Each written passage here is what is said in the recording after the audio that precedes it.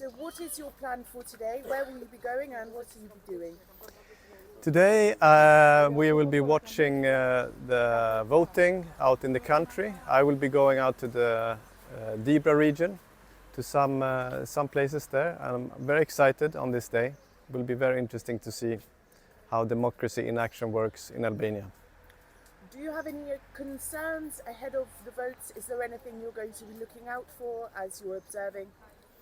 I don't have any concerns. I will be watching how it's going on, and I hope for a free and fair election everywhere. There are concerns over voter turnout, particularly amongst young people. Mm-hmm. Do you expect this year we may see more people voting or less? Well, I don't know actually. I've heard these concerns as well, and I really hope that people will turn out to vote, to use the democratic right that they have in Albania. And I really hope that young people will do as well, because it's about their future. I spoke to someone just now, a young person, and he said, my vote, it's not going to make a difference. I don't believe the system. What message would you give to people who are still undecided? Every vote counts. Use your right to use that vote. If people think that the vote does not count, then of course it will be, and people don't vote, then that will be an effect. So by not voting, you're also deciding on the country's future.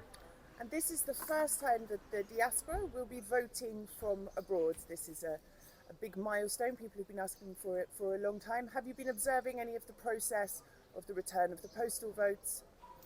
Yeah, we have been the Swedish embassy is very engaged in Albania in its democratic development, and we've also been supporting a project to try to facilitate that, to implement that out-of-country voting in the best possible way. So we have had lots of insight, of course, in how the preparations are going. They seem to have been going good before the elections, and we've also had members of our staffs have been observing the center where they will count the out-of-country voting.